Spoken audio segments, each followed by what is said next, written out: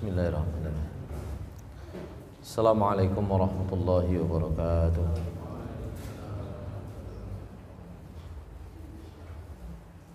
Alhamdulillah. Alhamdulillahilladzi arsala rasulahu bil huda wa dinil haqqi liyudhhirahu 'ala ad-dini kullih. Wa kafaa billahi shahida. Asyhadu an la ilaha illallah wahdahu la syarika lah. Wa asyhadu anna Muhammadan 'abduhu wa rasuluhu la nabiyya ba'dah. Allahumma salli wa sallim wa barik ala nabiyyina Muhammadin wa ala alihi wa sahbihi wa mawalah.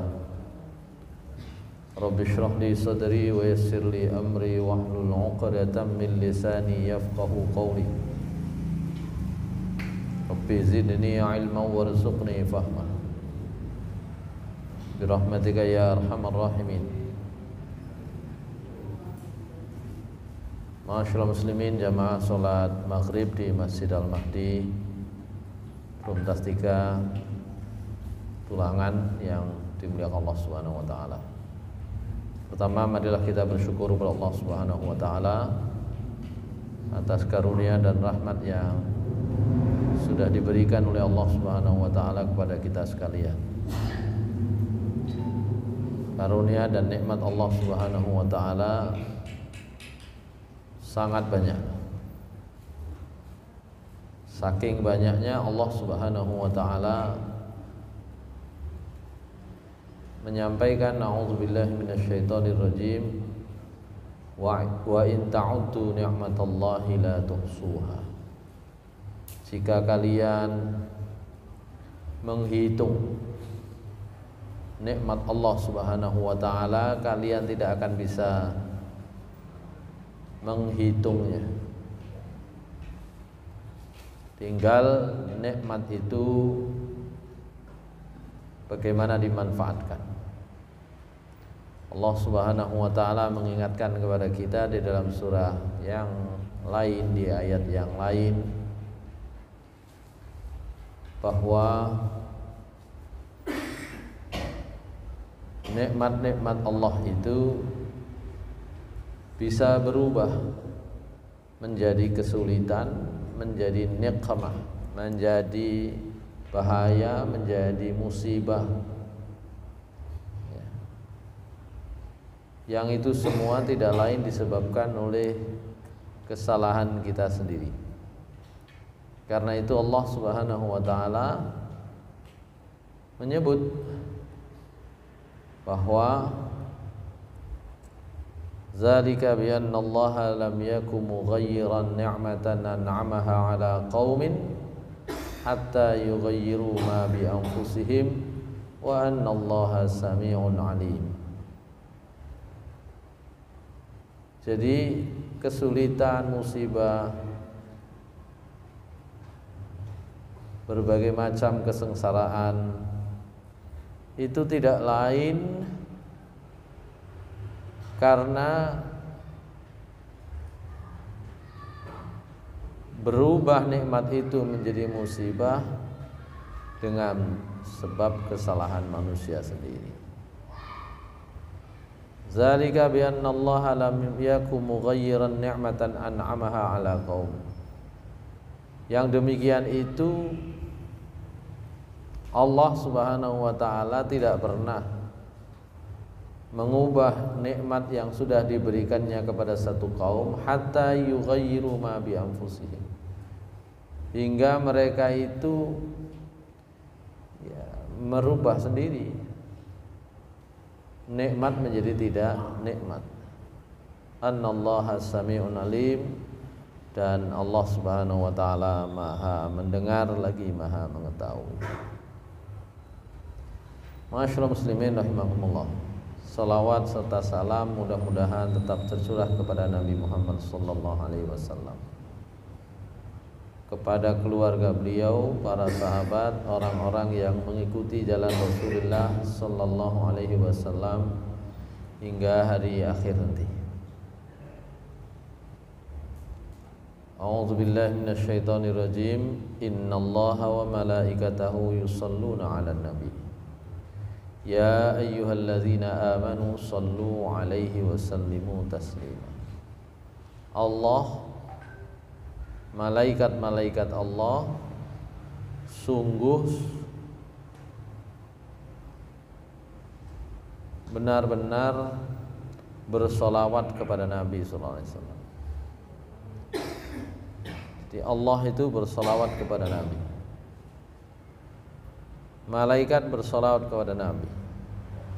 Karena itu, ya ayyuhalladzina amanu, wahai orang-orang yang mengaku beriman atau sudah memiliki iman, sallu alaihi wasallimu taslima, bersolawatlah kalian kepada Nabi sallallahu alaihi wasallam dan ucapkanlah salam kepada beliau. Ibnu Abbas menjelaskan, kalau Allah bersolawat itu maksudnya Allah itu merahmati. Kalau Allah bersolawat kepada Nabi, itu maknanya Allah Subhanahu wa ta'ala memberkahi, memberikan keberkahan kepada beliau. Kalau Allah Subhanahu wa ta'ala bersolawat kepada Nabi sallallahu alaihi wasallam, itu artinya beliau, Nabi kita Muhammad SAW, itu dipuji oleh Allah Subhanahu wa ta'ala. Itu makna solawat. Kalau itu datangnya dari Allah Subhanahu wa ta'ala. Karena kata solawat itu asal artinya doa. Jadi tidak mungkin Allah bersolawat itu roh Allah berdoa, itu tidak mungkin.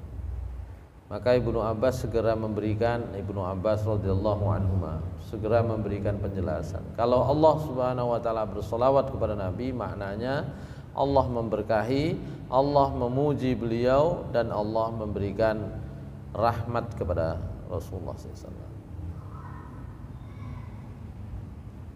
Kalau malaikat baru dimaknai mendoakan dan memohonkan ampun.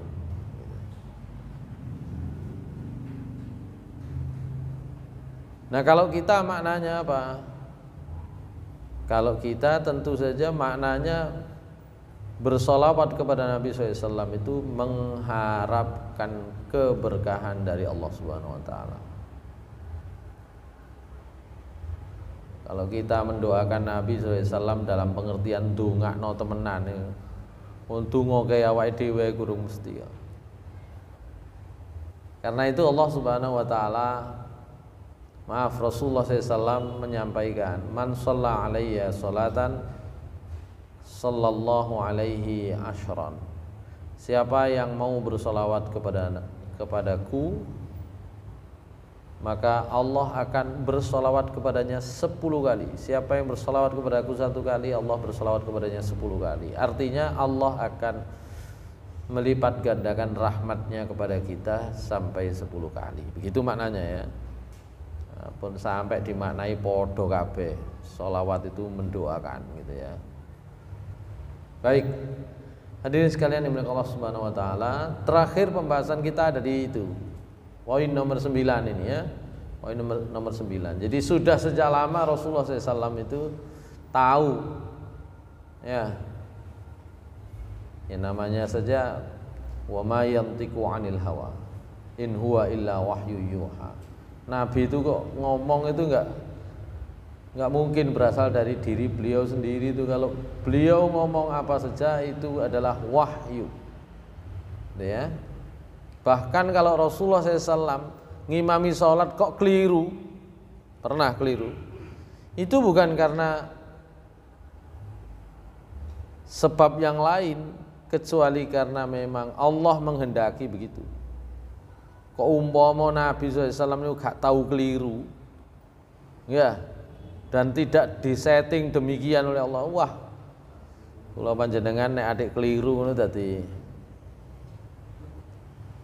sasaran bully ya gitu ya, dibully ya. Tapi berhubung Nabi kita Muhammad SAW itu ngimami sholat pernah keliru ya, akhirnya kita memaklumi Nabi tahu keliru, nek awak dhewe tambah nemen, nah begitu ya, sehingga dimaafkan. Nabi SAW Sholat duha itu enggak setiap hari, jarang-jarang. Nah itu juga bagian dari wahyu. Kok umpama bendina soro kula. Ya kan? Wah iki nabi ku salate terus iki. Kita anggap wajib nanti. Gitu. Jadi apapun yang dinyatakan beliau itu adalah wahyu. Maka ketika Rasulullah SAW mengatakan idza na'asadukum wa fil masjid falyatahawwal min majlisi dzalika ila ghairi. Itu sebenarnya juga wahyu yang kemudian terbukti sekarang. Ya saya tidak tahu dulu apa begitu. Tapi kalau sekarang kan banyak. Kata Rasulullah SAW, kalau salah seorang di antara kalian ada di masjid, ya, terus dalam sebuah majelis kok ngantuk, hendaklah dia pindah ke tempat yang lain supaya hilang ngantuknya. Jadi Nabi SAW tahu obat paling manjur untuk orang yang tidak bisa tidur adalah datang ke masjid. Datang aja ke masjid. Orang Jepang, orang Korea, orang-orang yang kesulitan tidur, gak tahu resepnya misalnya. Resepnya datang aja sholat Jumat gitu ya, langsung ngantuk. Mereka susah ngombe obat terus ya. Padahal kalau di masjid, apalagi pas sholat Jumat itu wis langsung itu tiba-tiba datang itu ngantuk itu. Nah kemarin pembahasan kita di bab sholat Jumat itu terakhir di situ. Ya, di antara sunnah-sunnah sebelum pelaksanaan sholat Jumat itu kemarin ada sholat sunnah sebelum sholat Jumat, gitu ya. Nah salah satunya adalah ini sunnah pindah tempat, pindah posisi kalau ngantuk. Gitu. Tapi nek enjene ngantuk nemen kepingin turu sampean terusno gitu ya. Itu nikmat itu ya. Orang Indonesia itu meskipun angka kesejahteraannya itu tidak tinggi ya, meskipun tidak rendah sekali ya, angka harapan hidupnya juga demikian, tingkat pendidikannya juga demikian, tapi itu tidak selalu menunjukkan bahwa orang Indonesia itu tidak bahagia. Orang Indonesia itu bahagia. Jadi survei tentang kebahagiaan, orang Indonesia itu termasuk kelompok masyarakat yang bahagia. Salah satu ciri masyarakat yang bahagia itu gampang turu nih. Gampang turu. Gampang turu. Ya. Gak duwe tinggal turu aja. Gitu ya. Baik, sekarang kita lanjutkan di sub pembahasan berikutnya, masih tetap terkait dengan sholat Jumat.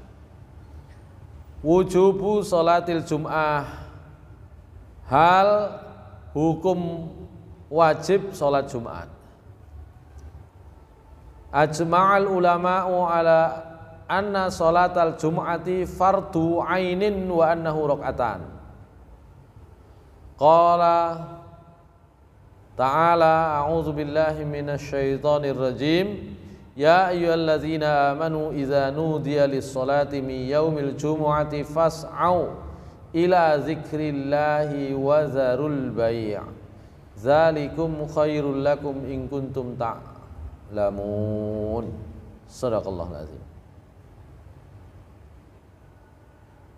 Sepakat para ulama, sholat Jumat itu hukumnya fardu ain. Fardu wajib, sifatnya ain, sifatnya pribadi. Setiap orang wajib, bukan fardu kifayah.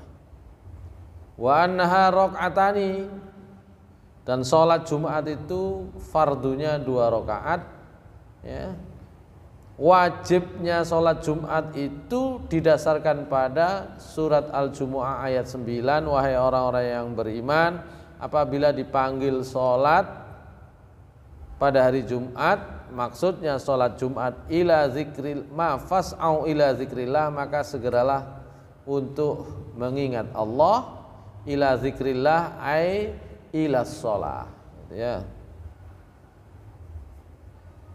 Karena hakikatnya sholat itu adalah zikir, mengingat Allah Subhanahu wa taala. Wa dzarul bai', dan tinggalkanlah jual beli. Dzalikum khairul lakum in kuntum ta'lamun. Yang demikian itu lebih baik bagi kalian jika kalian mengetahui. Jadi dalam teori hukum Islam atau fikih, perintah itu asal hukumnya adalah wajib. Al aslu fil amri lil wujub. Perintah itu hukum asalnya wajib dijalankan. Kecuali ada dalil lain yang kemudian membelokkan hukum itu dari wajib menjadi sunnah, atau bahkan lebih rendah daripada sunnah, mubah. Kalau ada dalilnya.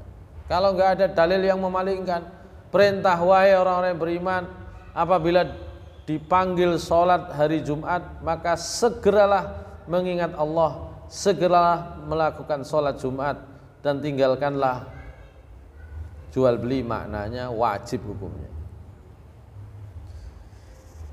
Ini diperkuat dengan sabda Rasulullah SAW. Kata Abu Hurairah radhiyallahu an, Rasulullah SAW bersabda, nahnul akhiruna sabiquna yaumal qiyamah baida annahum utul kitaba min qablina wa utina min ba'dihim summa hadha yaumuhumul ladzi furida alaihim fakhtalafu fihi fahadanallahu fannasu lana fihi taba'un al-yahud ghadan wan nasara ba'da ghadin. Hadis riwayat Bukhari dan Muslim, ya.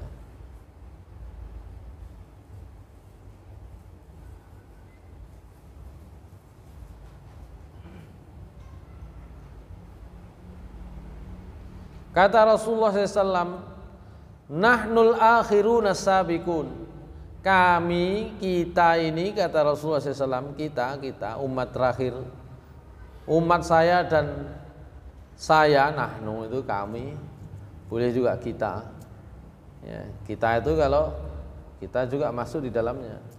Kata Rasulullah SAW, kita ini adalah al-akhirun, umat yang paling akhir. Umatnya Nabi SAW itu umat paling akhir. Tapi as-sabiquna yaumal qiyamah, tapi paling duluan nanti di hari kiamat. Kita itu umat paling akhir, tapi dihisabnya duluan, masuk surganya duluan. Baida annahum utul kitaba min qablina. Meskipun kata Rasulullah SAW, mereka ahlul kitab, orang Nasrani, orang Yahudi itu adalah kaum yang diberikan oleh Allah kitab kepada mereka, ya Taurat dan Injil, min qablina, sebelum kita semua. Wa utinahu min ba'dihim, sementara kita diberikan oleh Allah Subhanahu wa taala kitab, yaitu Al-Qur'an, min ba'dihim, setelah zamannya mereka, zamannya orang Yahudi, orang Nasrani.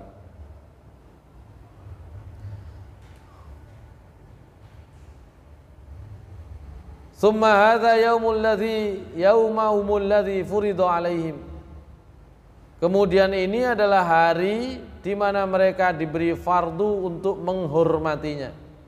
Fakhtalafu fihi, mereka berselisih ya tentang cara menghormati itu. Fahadanallah, kita diberi petunjuk oleh Allah Subhanahu wa taala.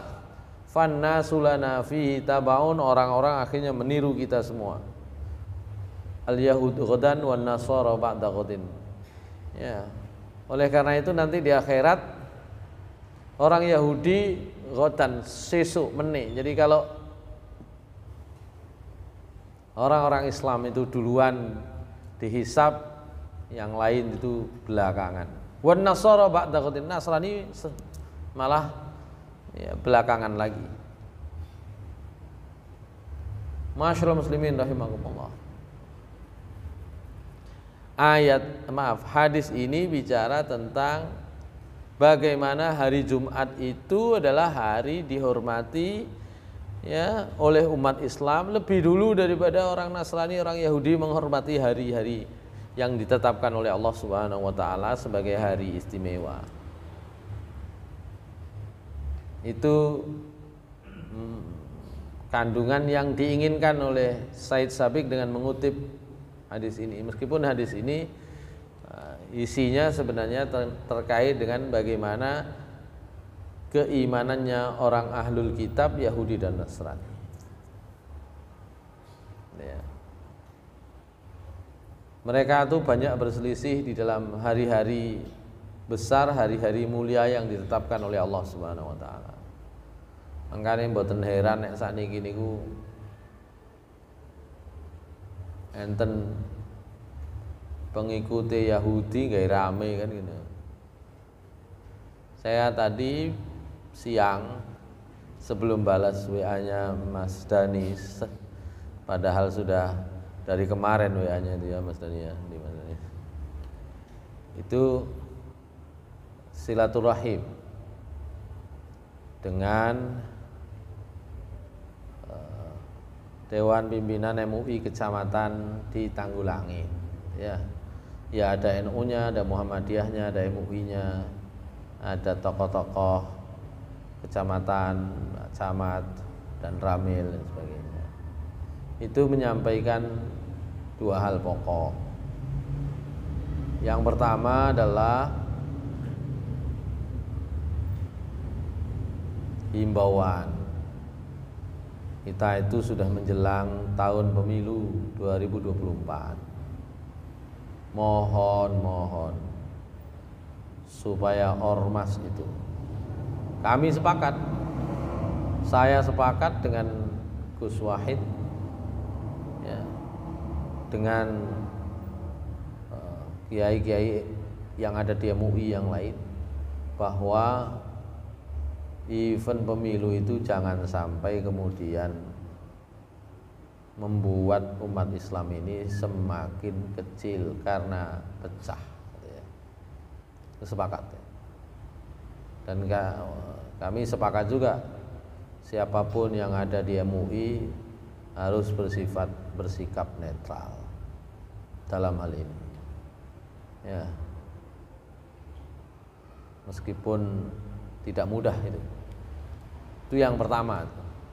Selalu event politik itu menjadi lahan perebutan gitu ya. Suara umat Islam itu paling banyak karena itu direbut sana kemari. Kalau saya perhatikan di Perumtas ini bolak-balik diangkuti pakai bis. Ya. Kalau lewat ya. Warga sini itu diangkuti pakai bis. Mbo sing dipilih sing di pokoknya melok dhisik kan gitu ya. Warga itu pokoknya melok dhisik ya. Kadang-kadang warga kita ya gitu, ngono ya. Kapan maneh lunga kan gitu ya, gratis kan itu. Kapan maneh lunga gratis. Ya. Itu di sini. Kemarin saya lewat tol juga begitu. Ya. Kontestan yang lain bawa bis juga, berapa bis itu parkir di istirahat di mana? Rest area itu ya di tol. Ya Allah, wong-wong dilungakno. Ya. Sebagian ada yang ngelungakno kepala desa sak kecamatan. Oh, atau mungkin sak dapil, saya nggak tahu ya. Nah, itu ngono iku Pak Utar kadang-kadang niku. Siapa sih ngelungakno. Belani ngono. Saya tanya, kok iku kepala desa dilungakno, wong-wong gurung dilungakno, gantian sik jare. Ya Allah. Biayanya kan besar lah, masyarakatnya njaluke ngono ya, iku sing masalah itu kan gitu. Njaluk diservis kabeh masyarakat itu. Ya. Itu yang pertama. Yang kedua adalah tentang ya ini Panji Gumilang ini. Sebenarnya bukan hal baru itu ya, sudah lama. Sudah bertahun-tahun itu sebenarnya. Cuma memang sudah dekat dengan event pemilu, mesti ada isu yang dipakai untuk ini ya untuk memecah konsentrasi masyarakat, untuk ngetes masyarakat itu kepekaannya seperti apa, mesti enten kayak begitu. Karena itu didorong ya, pemerintah didorong untuk serius. Kalau enggak, ini kalau dulu ormas-ormas ada yang dibubarkan, kalau sekarang ini supaya ya itu tadi ya. Masyaallah muslimin rahimakumullah. Baik. Dan yang terakhir, ketika kami mencoba menjaring apa sih ya yang diinginkan masyarakat itu ya. Oh, ternyata banyak.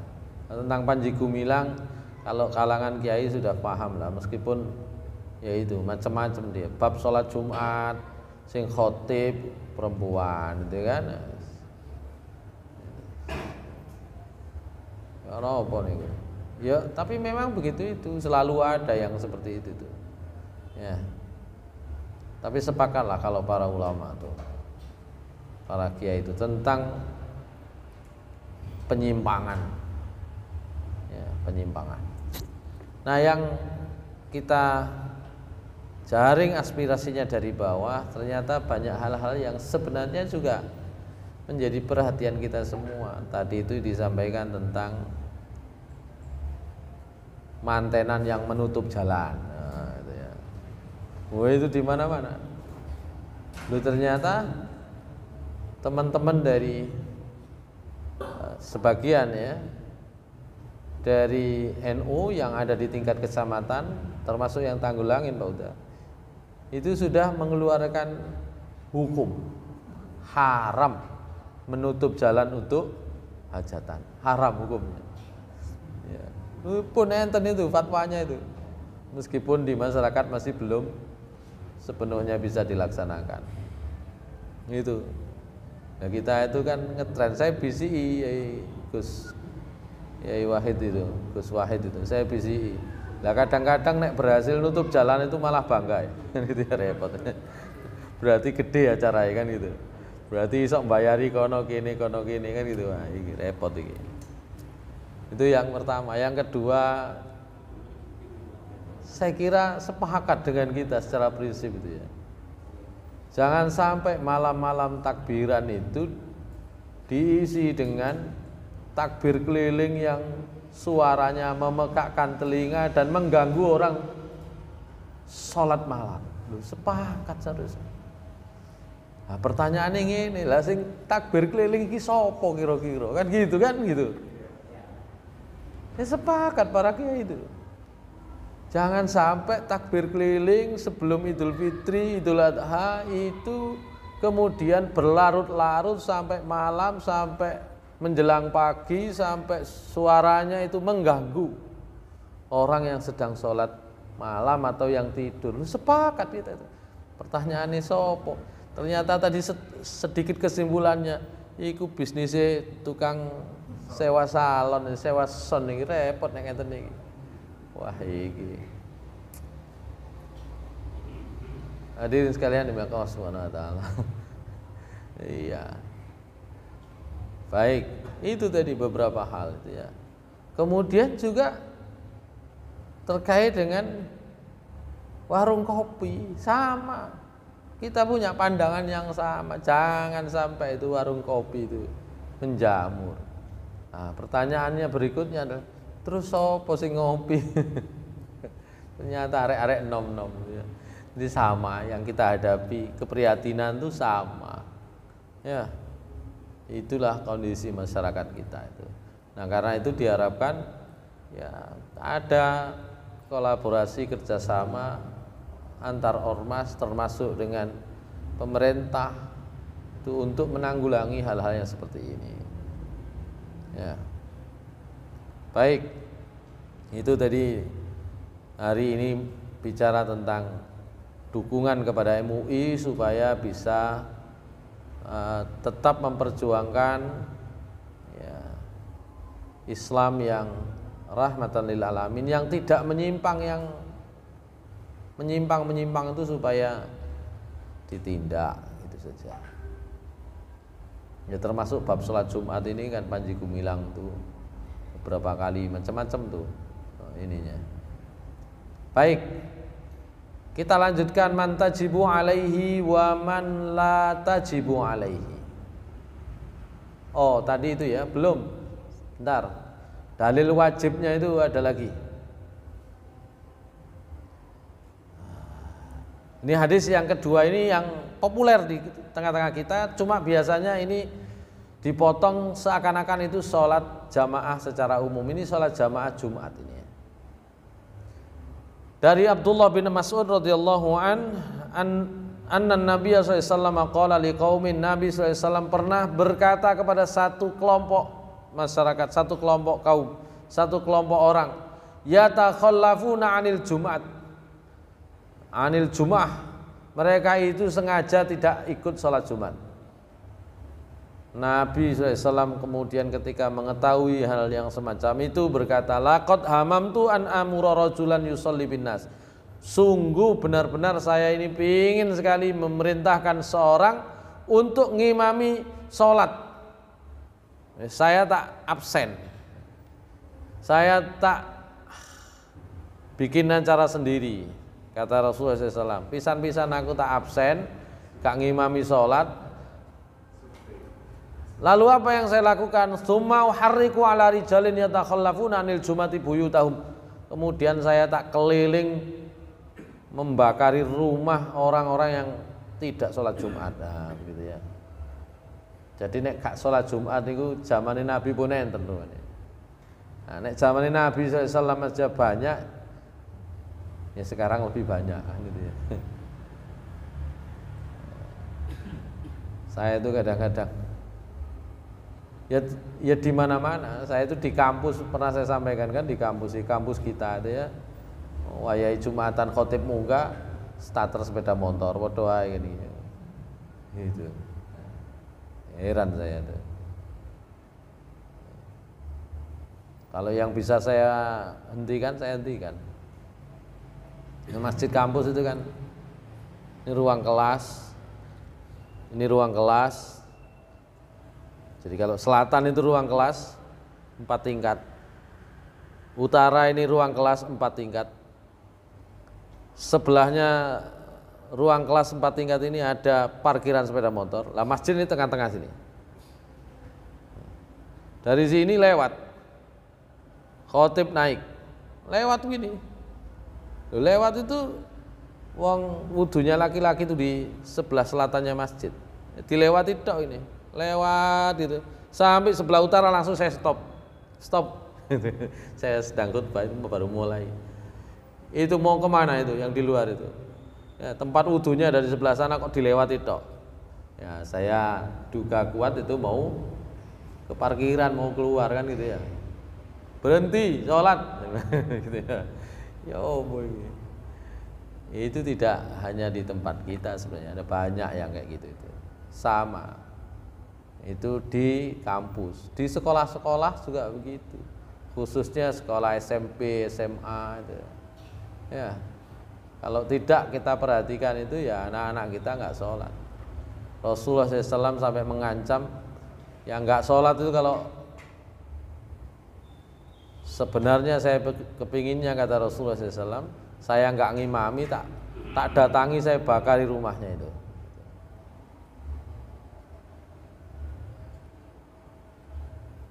Atau dalam riwayat yang lain, Rasulullah SAW pernah bersabda, man taroka salasa juma'in tahawunan toba Allahu ala qalbihi. Siapa yang meninggalkan sholat Jumat itu ya karena meremehkan 3 kali saja, maka Allah akan mengunci hatinya. Nah, gitu ya. Oleh karena itu nanti dalam pembahasan fikih sebagian ulama menyebut meninggalkan sholat Jumat 3 kali berturut-turut itu dihukumi kafir. Dihukumi kafir. Kalau dalam sabda Rasulullah SAW tidak disebut kata kafir, tapi Allah akan mengunci hatinya. Nah, itu ya, menutup, mengunci hatinya. Itu sama dengan kafir di dalam surat Al-Baqarah ayat 6 gitu kan. Innal ladzina kafaru sawa'un 'alaihim anzartahum am lam tunzirhum la yu'minun. Ayat 7-nya khatamallahu ala qulubihim wa ala sam'ihim wa ala absarihim ghisyawatu wa lahum 'adzabun 'adzim. Orang kafir itu ditutup hatinya oleh Allah Subhanahu wa taala. Nah, karena itulah tidak aneh kalau kemudian sebagian ulama menghukumi kafir orang yang meninggalkan Jumatan 3 kali berturut-turut. Nah, gitu. Ini kata Rasulullah SAW. Siapa yang meninggalkan sholat Jumat 3 kali, ya, maka Allah akan mengunci hatinya. Hadis riwayat Tirmidzi, Abu Dawud, Nasa'i, Ibnu Majah dan Ahmad. Itu hadis rawahul khamsah. Itu tentang wajibnya. Ayatnya ada, hadisnya ada.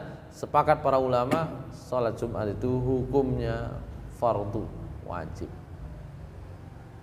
Pembahasan berikutnya, man tajibu alaihi wa man la tajibu alaihi. Yang wajib itu siapa saja. Kalau hukumnya fardu ain, nah fardu ain ini pada siapa saja.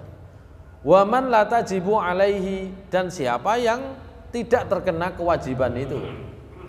Tajibu salatul jum'ati alal muslimil hurril aqilil balighil muqimil qadiri ala sa'i ilaihal khali minal a'zaril mubihati litakhalluf anha.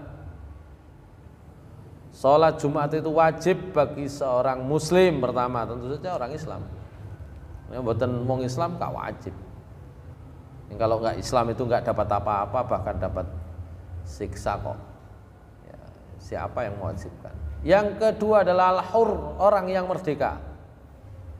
Nah, ini merdeka ini dalam kategori sekarang ini relatif ya.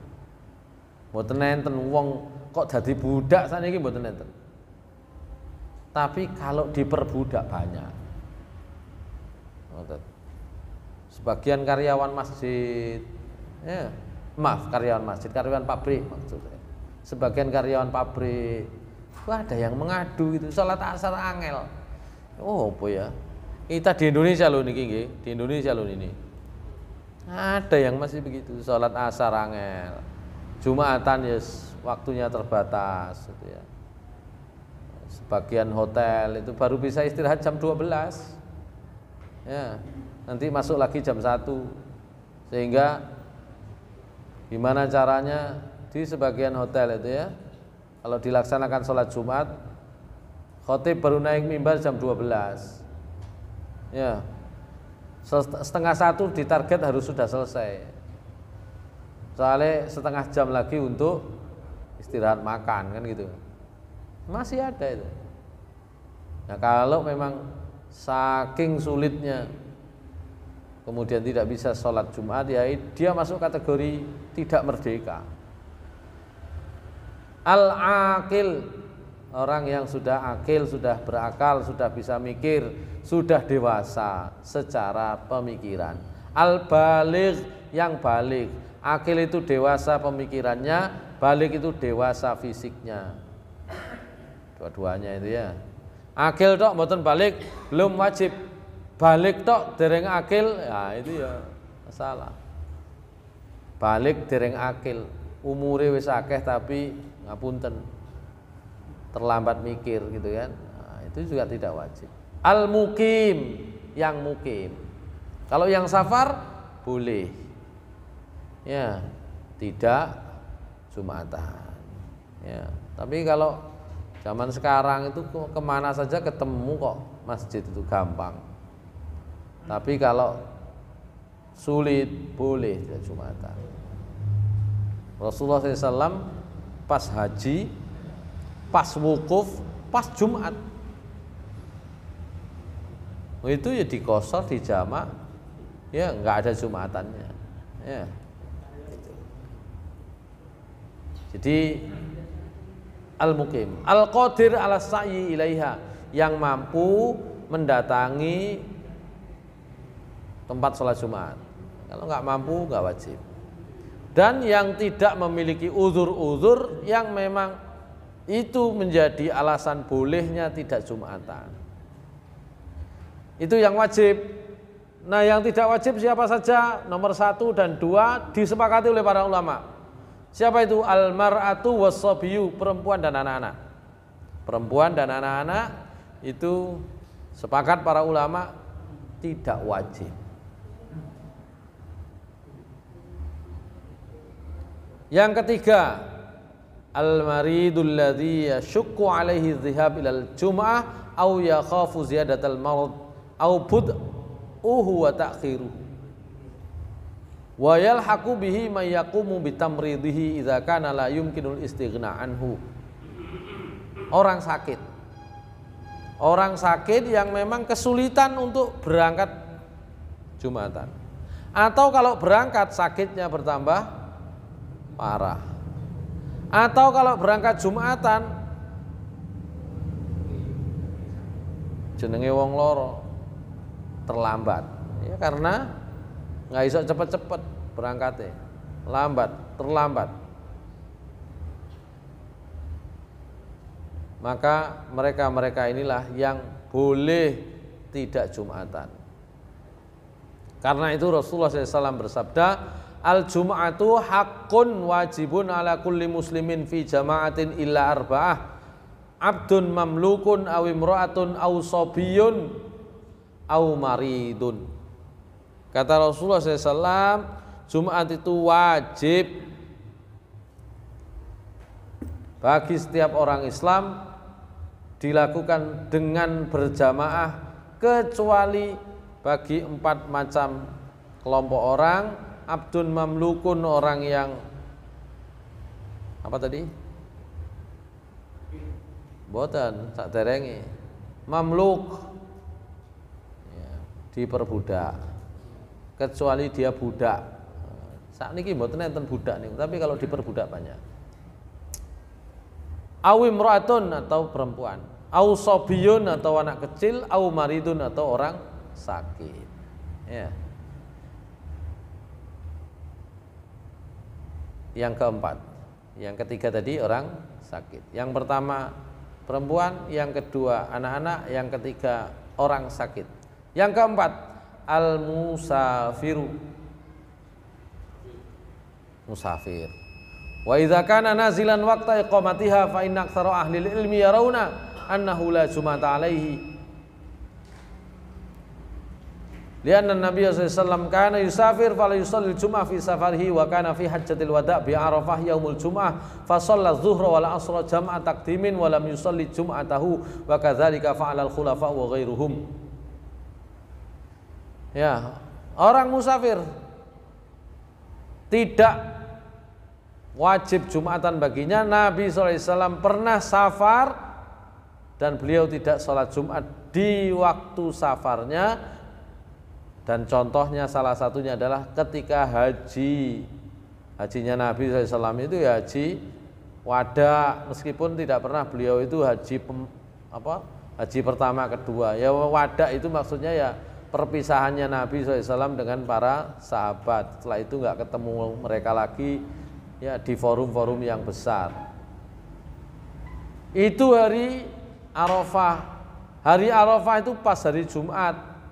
Maka Nabi SAW sholat zuhur dan asar di jamak takdim, dan beliau tidak sholat Jumat. Demikian pula dilakukan oleh para khulafaur rasyidun, para khalifah setelah beliau, dan wa ghairuhum ya, ulama-ulama salaf yang lain. Itu nomor 4 musafir. Tapi boleh itu artinya kalau memang dia melaksanakan ya juga boleh, namanya saja boleh. Itu ya. Tidak wajib. Ya, untuk safar wajib meninggalkan Jumat, mboten begitu. Boleh meninggalkan Jumat. Gitu ya. Nomor 5 dan 6. madinul mu'sir, orang yang punya hutang, yang kesusahan. Nah, ini masalahnya. Alladzi yakhaful habsa wal mukhtafi minal hakimiz zalim. Orang yang punya hutang ya, terus gak iso nyaur, terus kuatir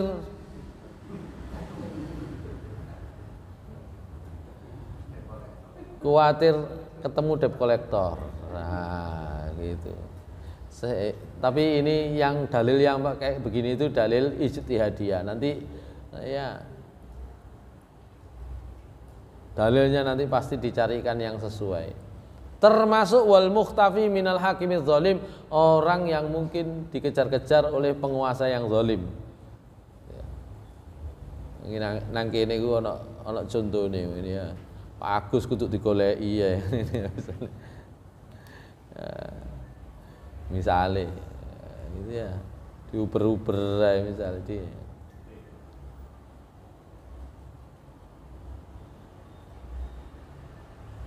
Nabi SAW, dalilnya ada. Nabi SAW pernah bersabda, ini yang meriwayatkan sahabat Ibnu Abbas radhiyallahu anhu. Beliau bersabda, man sami'an nida falam yujibu fala sholata lahu illa min uzrin. Siapa kok mendengar ada panggilan sholat Jumat, termasuk sholat yang lainnya, falam yujibu, tidak dipenuhi panggilan itu, fala sholata lahu, maka tidak ada sholat baginya, enggak sah sholatnya. Ono azan Jumatan kok gak teko, maka sholatnya itu tidak sah. Illa min uzrin, kecuali kalau ada uzur. Qalu, sahabat-sahabat bertanya, ya Rasulullah, wa mal uzru, wahai Rasulullah, uzur apa yang boleh menjadi alasan meninggalkan sholat Jumat itu tadi? Nabi SAW bersabda, khaufun au maradun, ya, takut atau sakit. Sakit jelas. Khaufun, nah itu tadi. Akhirnya digolekno kali Said Sabiq, ya tak wedi debt collector, akhirnya sengidan ya. Kalau kita tidak begitulah, saya kecenderungannya tidak begitu. Sekarang itu kan tidak ada yang mengancam jiwa, itu enggak ada ya. Kecuali kalau memang itu menjadi terancam jiwanya. Ya, karena kadang-kadang orang kena debt collector itu bukan karena tidak sanggup, jadi sengaja gak bayar, itu masalah lagi kan gitu ya. Itu masalah. Sengaja gak bayar aja nih. Karena filosofinya gak apa-apa wis. Tuku gawe uang muka tok 500.000 iso 3 wulan kan ngono ya. Iso gawe 3 wulan. Nah, mari 3 wulan uber-uberan kan gitu ya. Engko iso molor maneh kan gitu. Itu kan salahnya kan sejak awal niatnya jelek ini. Kalau yang disampaikan oleh Nabi SAW itu khaufun itu bisa jadi juga takut untuk dicari oleh pemberi hutang gitu ya. Cuma ketakutannya itu yang beralasan gitu ya, karena memang nggak sanggup ya kan, khawatir kan gitu, itu bisa. Kalau sekarang enggak, kadang-kadang sanggup tapi niat gak bayar memang kan gitu. Baik, itu yang nomor 5 dan 6. Yang ketujuh, kullu ma'dzurin murakhasin lahu fi tarkil jamaah, semua jenis uzur yang memang diberi keringanan oleh agama meninggalkan jamaah. Ka'uzril matori, seperti uzur hujan, ya, badai, wal barot, cuaca dingin ekstrim. Tapi di sini nggak ada begitu tuh ya. Di Indonesia kabeh enak aja, anget. Ya, kalau dingin ya nggak terlalu dingin, kalau panas ya biasa-biasa aja. Ya, kita nggak seperti di niku ngencen golek perkara. Golek adem-adem marang tutuk kono gak betah adem kan gitu ya. Terkait dengan hujan, ya, Rasulullah SAW bahkan mengajarkan, ya,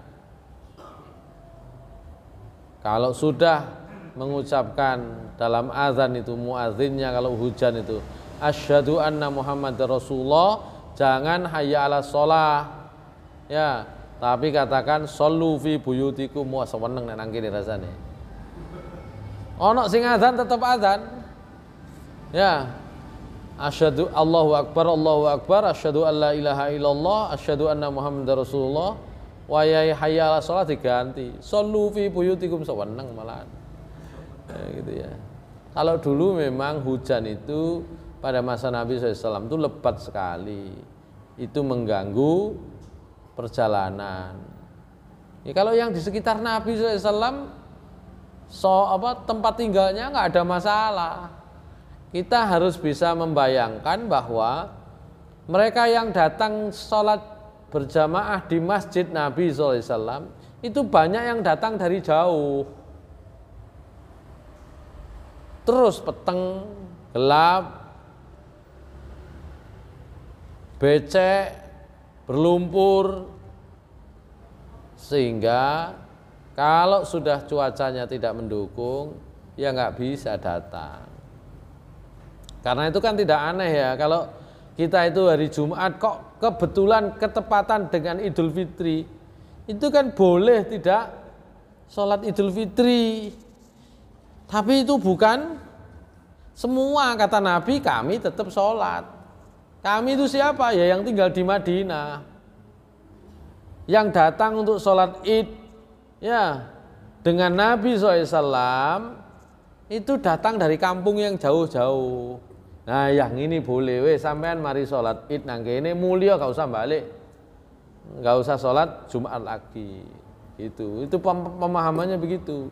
Bukan kemudian kalau sudah ada sholat hari raya, ya maka boleh meninggalkan Jumat. Bukan itu masalahnya. Itu adalah untuk yang datang dari jauh-jauh. Kalau yang takmir tetap punya kewajiban untuk menyelenggarakan. Kalau sekarang kan takmir ya. Jadi tetap sholat Jumat ya? Iya. Jadi nggak ada, kalau udah pagi sholat Id kemudian sholat Jumat nggak ada ya? Bukan nggak ada. Sing omahe ado-ado zaman Nabi dibolehkan, wis gak usah sholat Id. Sampeyan bali omole gak usah bolak-balik ado. Kalau keadaan sekarang itu yang yang mudik, sampeyan gak harus yang mudik. Saya itu kerabat saya mudik dari Jakarta, nyetel ya apa carane isok sholat Id misalnya. Sholat Idnya ternyata tidak di rumah, masih di jalan, ya ikut sholat Id, setelah itu pergi. Nah begitu, yang begitu-begitu itu. Nah, kalau kita yang mukim begini ya apa halangannya, tetap itu ya sholat ini, sholat Jumat. Nabi SAW tetap sholat Jumat meskipun paginya sholat Id, beliau tetap sholat Jumat ya ketika mukim itu ya. Tapi ketika safar tadi sudah dibahas. Baik, itu terakhir pembahasannya. Sebelum nanti kita lanjutkan bab sholat Jumat itu masih tentang waktunya, ya. Terus kemudian beberapa pembahasan yang lain, termasuk nanti apakah bisa di masjid atau di mana nanti itu kita bahas di pembahasan berikutnya. Kita tadi banyak membahas tentang apa tadi itu? Siapa yang wajib melaksanakan sholat Jumat? Bicara hukumnya dan siapa yang wajib melaksanakannya. Saya kira demikian yang bisa kita bahas. Masih ada beberapa sub pembahasan lagi dalam bab sholat Jumat ini yang insya Allah akan kita pelajari di waktu-waktu yang akan datang. Aqulu qouli hadza wa astaghfirullah li wa lakum innahu wal ghafurur rahim. Assalamualaikum warahmatullahi wabarakatuh.